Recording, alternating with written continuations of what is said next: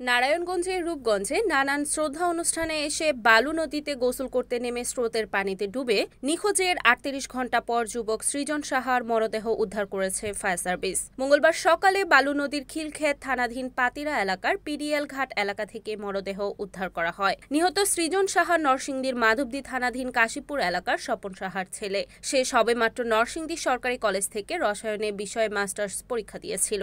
Purbachal fire সার্ভিসের station officer উদ্দীপন ভক্ত জানান, রবিবার দুপুরে পরিবারের সাথে সৃজন সাহা নরসিংদী মাধবদীর কাশীপুর নিজ বাড়ি থেকে ইসাপুর এলাকায় তারা নানা বাঞ্চারাম সাহার শ্রাদ্ধানুষ্ঠানে যোগ দিতে আসেন।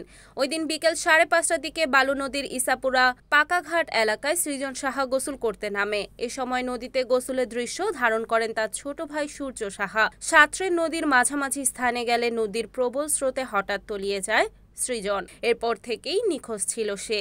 খবর পেয়ে ফায়ার সার্ভিসের ডুবুরি দল সোমবার সকাল থেকে উদ্ধার অভিযানে নামে। পরে নিখোঁজের ৩৮ ঘণ্টা পর আজ সকাল 7:30টার দিকে বালু নদীর খিলক্ষেত থানাধীন পাতিরা এলাকার পিডিএল ঘাট এলাকা থেকে মরদেহ উদ্ধার করে।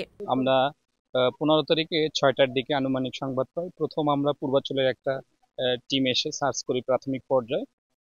সার্চে আলো স্বল্পতার কারণে ওই দিন আপনার সার্চ স্থগিত করা হয়। 16 তারিখে আমরা আবার পুনরায় সকাল থেকে একটি চৌকস টিম আনি, হেডকোয়ার্টার থেকে ডুবুরি টিম এনে আমরা আবার পুনরায় সারাদিন সার্চ করি, কিন্তু তাতেও পানির স্রোত বৃদ্ধি থাকার কারণে এবং আপনারা অবগত রয়েছেন যে কিছুদিন আগে প্রচণ্ড বৃষ্টিপাতের ফলে প্রচণ্ড পানির স্রোত বেড়েছে, পানি বেড়েছে নদীতে।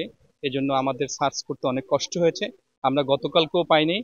আজকে আমরা সকাল থেকে গতকালকে টিম ছিল, আজকে টিম ছিল, আমরা এখন সক্ষম হয়েছি লাশটা পেতে। আমাদের অনেক কষ্ট হয়েছে পানির স্রোতের জন্য। আমরা পুলিশ ছিলেন, ফায়ার ব্রিগেড ছিলেন, অন্য মানুষও ছিলেন।